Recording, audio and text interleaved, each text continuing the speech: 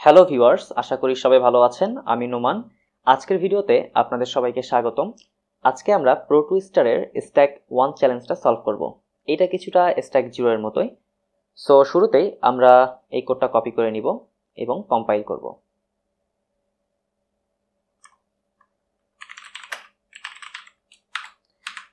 আমি একটা ফাইল তৈরি করে নিচ্ছি, এটার নাম দিলাম stack1.c এবং আমরা যে কোডটা কপি করলাম এটা এখানে পেস্ট করে দিব।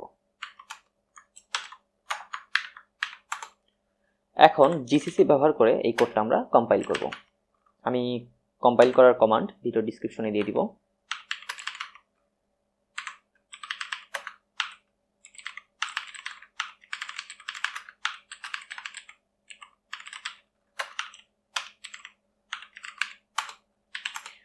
ওকে, আমরা স্ট্যাক অন বাইনারিটা পেয়ে গেছি। এখন আমরা এটা রান করে দেখব। ওকে, এইটা আমাদের একটা মেসেজ দিচ্ছে, যেটা হচ্ছে প্লিজ স্পেসিফাই অ্যান আর্গুমেন্ট। তার মানে আমাদের একটা আর্গুমেন্ট দিতে হবে। তো আমি একটা আর্গুমেন্ট দিয়ে নেই। ওকে, আমি একটা আর্গুমেন্ট দিয়েছি, যার কারণে আমাদের আর এই রোটা দেখাচ্ছে না, কিন্তু আমরা একটা নতুন মেসেজ পাচ্ছি, যেটা হচ্ছে try again you got 000। Okay, so চলুন আমরা একটু এই কোডটা রিভিউ করে দেখি।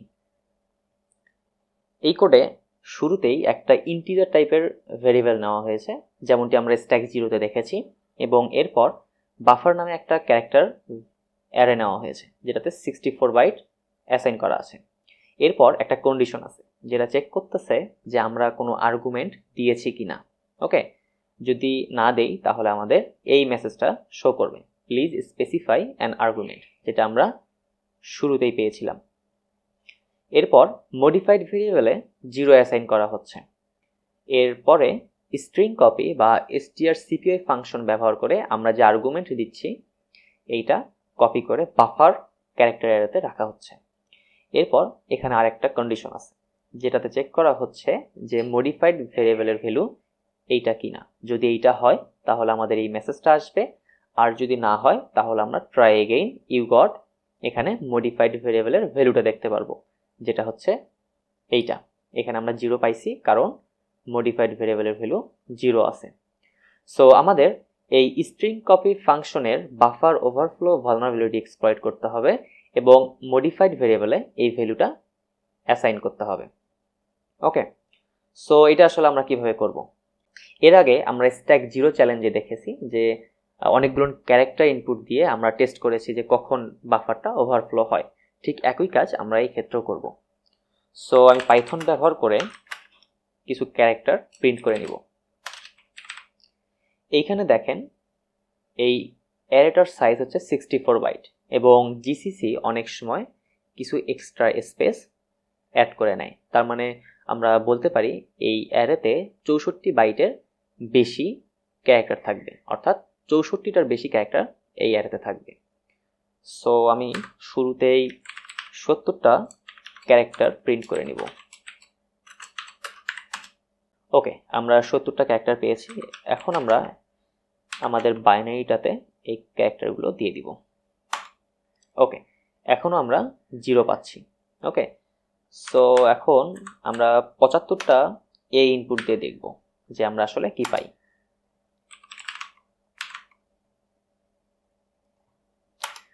ওকে, এখন আমরা 0 পাচ্ছি, তার মানে আমাদের বাফারটা এখনো ওভারফ্লো হয়নি। সো আমি 80টা ক্যারেক্টার ইনপুট দিয়ে দেখব যে কি হয়।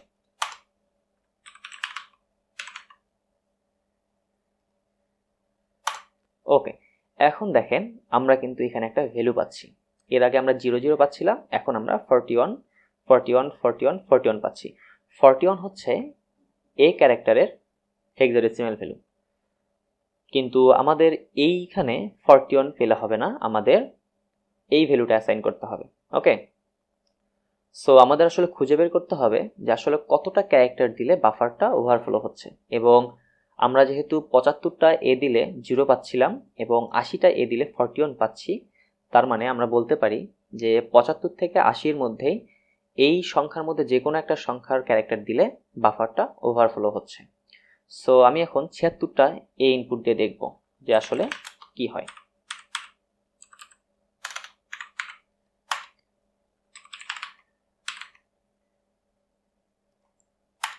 ওকে, এখন আমরা 0 পাচ্ছি। সো এখন 77টা ক্যারেক্টার ইনপুট দিয়ে দেখব।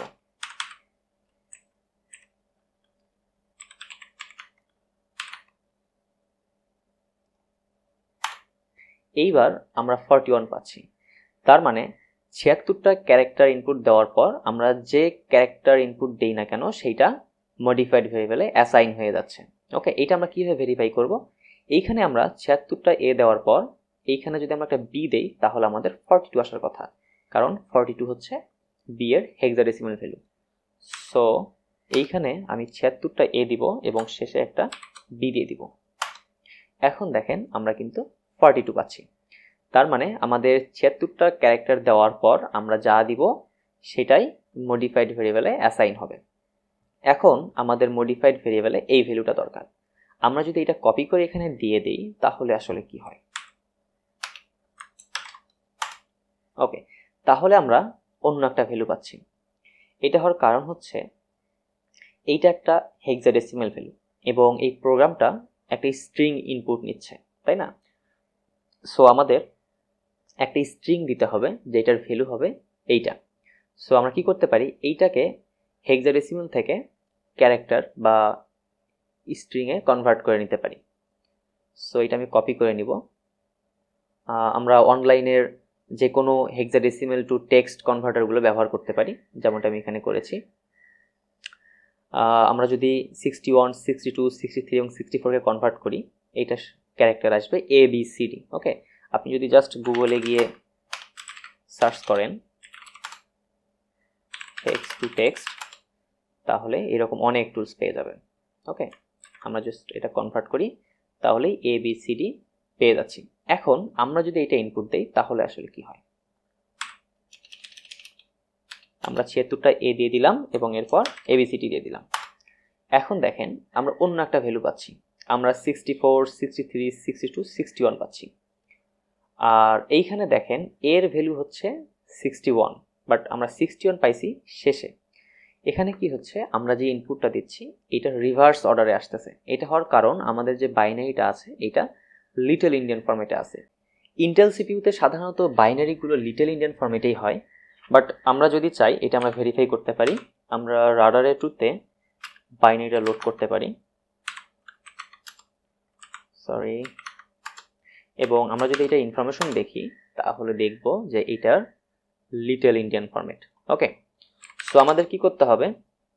আমাদের যে ইনপুট ভ্যালুটা আছে এইটার রিভার্স অর্ডারে দিতে হবে, অর্থাৎ এখানে আছে ABCD, আমাদের দিতে হবে DCBA, কারণ লিটল ইন্ডিয়ানে ডাটাটা রিভার্স অর্ডারে স্টোর হয়। ওকে, সো আমরা কি করব?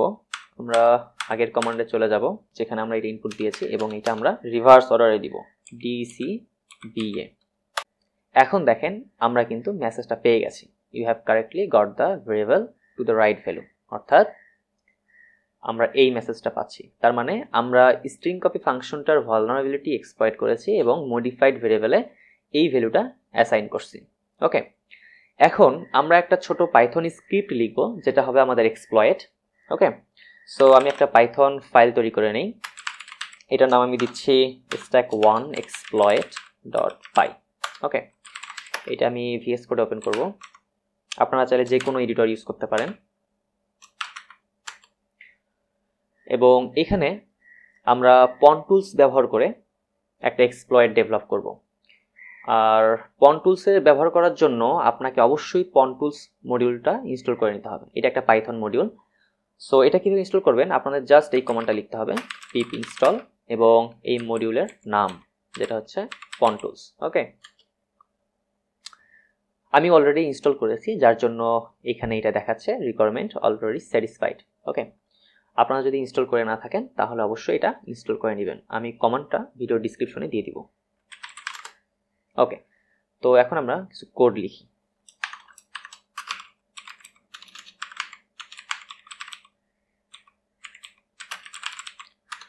শুরুতেই আমরা pwntools মডিউলটা ইম্পোর্ট করে নিব।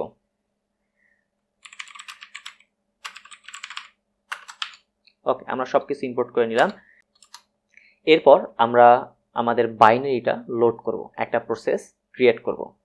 সো আমি একটা ভেরিয়েবল নিয়ে নিচ্ছি, এটার নাম দিচ্ছি স্ট্যাক অন বিন, এবং এইখানে আমরা একটা প্রসেস তৈরি করব।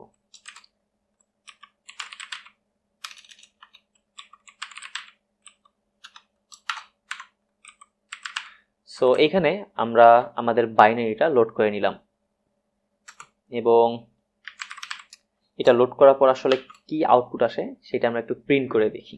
ওকে, সো আমি এটা প্রিন্ট করব।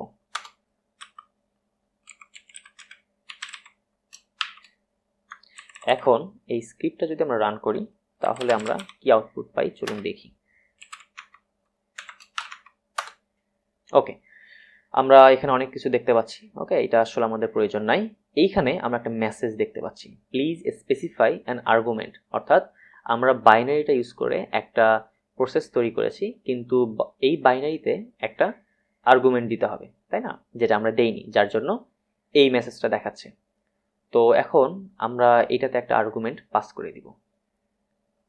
সো এইখানে আমরা একটা লিস্ট তৈরি করে নিব, যেটাতে প্রথমে আমরা বাইনারিটার পাথটা দিয়ে দিব এবং এরপর আমরা আর্গুমেন্টের ভ্যালু দিব, যেমন আমি এখানে দিলাম নোমান। ওকে, এখন যদি আমরা এটা রান করি তাহলে দেখেন আমাদের ট্রাই এগেইন ইউ গট 0 দেখাচ্ছে। তার মানে আমরা একটা আর্গুমেন্ট দিয়েছি কিন্তু মডিফাইড ভেরিয়েবলের ভ্যালুটা এখনো চেঞ্জ করতে পারি নাই। সো এখন আমরা এটা চেঞ্জ করব। সো আমরা দেখলাম যে আমাদের আসলে 76টা ক্যারেক্টার ইনপুট দেওয়ার পর আমরা যে ভ্যালুটাই দিব সেটা আমাদের মডিফাইড ভেরিয়েবলে অ্যাসাইন হবে। সো শুরুতেই একটা ভেরিয়েবল নিয়ে নিব, এটার নাম দিচ্ছি প্যাডিং, এবং এখানে আমাদের 76টা থাকবে। ওকে, এরপর আমরা একটা ভেরিয়েবল নিব যেটাতে আমাদের মডিফাইড ভেরিয়েবলের ভ্যালু থাকবে, যেটা হচ্ছে এইটা, অর্থাৎ আমরা এই ভ্যালুটা মডিফাইড ভেরিয়েবলে অ্যাসাইন করব। এখন আমরা আসলে এই ভ্যালুটা এইভাবে এখানে দিতে পারবো না, আমাদের এটা প্যাক করে নিতে হবে। সো আমরা এটা p32 ফাংশন ব্যবহার করে প্যাক করে নিব এবং এইটাকে স্ট্রিং এ কনভার্ট করে নিব। ওকে, সো আমাদের ভ্যালুটা রেডি। আর এইখানে আসলে আমরা p32 ব্যবহার করতেছি কারণ সি প্রোগ্রামে ইন্টিজার টাইপের ভেরিয়েবলে 32 বিটের স্পেস অ্যাসাইন হয়, অর্থাৎ একটা ইন্টিজার টাইপের ভেরিয়েবলে 4 বাইটের ভ্যালু থাকে। ওকে, এই জন্য আমরা p32 ব্যবহার করলাম এবং এটা প্যাক করার পর আমরা স্ট্রিংয়ে কনভার্ট করে নিলাম। এরপর আমরা একটা ভেরিয়েবল নিব যেটাতে আমরা এই যে 76টা এ এবং এই ভ্যালুটা কনক্যাট করে দিব। এটার নাম দিচ্ছি আমি পেলোড, এবং এইখানে আমরা কনক্যাট করব প্রথম প্যাডিং এবং এরপর ভেরিয়েবলের ভ্যালু। ওকে, আমাদের পেলোড রেডি। এখন আমরা এই পেলোডটা এই প্রোগ্রামে পাস করে দিব আর্গুমেন্ট হিসেবে। ওকে, আমরা দিয়ে দিলাম। এখন আমরা এটা রান করে দেখব কি হয়। ওকে, আমি কোথাও ভুল করেছি, কি ভুল করেছি? আচ্ছা, আমি এখানে পাইলোড লিখছি। ওকে, এটা আসলে আমার ভুল, পেলোড হবে। ওকে, এখানে পেলোড দিয়েছি এবং এখানে পাইলোড দিয়েছি, এই জন্য ভুল হয়েছে। এখন যদি আমরা রান করে দেখি, এখন দেখেন আমরা কিন্তু এই মেসেজটা পেয়ে যাচ্ছি, you have correctly got the variable to the right value. But এটা আসলে বাইট আকারে আছে, সো এটাকে আমরা স্ট্রিং এ কনভার্ট করে নিতে পারি। জাস্ট আমরা ডিকোড করে দিব utf8। ওকে, এখন যদি আমরা এটা রান করি তাহলে আমরা এই মেসেজটা পেয়ে যাচ্ছি। ওকে, সো আমরা কি করলাম, আমরা ছোট একটা পাইথন এক্সপ্লয়েট ডেভেলপ করলাম যেটা আমাদের এই বাইনারিতে থাকা বাফার ওভারফ্লো ভালনারেবিলিটিটা এক্সপ্লয়েট করবে এবং মডিফাইড ভেরিয়েবলের ভ্যালুটা অ্যাসাইন করে দিবে। সো এটা অনেক ছোট একটা এক্সপ্লয়েট, এবং আমরা ধীরে ধীরে আসলে আরো কমপ্লেক্স কিছু এক্সপ্লয়েট ডেভেলপমেন্ট শিখবো, যেমন এরকম ভালনারেবিলিটি এক্সপ্লয়েট করে কিভাবে শেল কোড ইনজেক্ট করতে হয়, এরকম কাজগুলো আমরা ধীরে ধীরে শিখবো। আর এই যে এক্সপ্লয়েটটা আছে এইটার কোডটা আপনারা আমার গিটহাবে পেয়ে যাবেন, আমি এটার লিঙ্ক ভিডিও ডিসক্রিপশনে দিয়ে দিব। সো আজকের ভিডিও এই পর্যন্তই, সবাই ভালো থাকুন, সুস্থ থাকুন, ধন্যবাদ সবাইকে।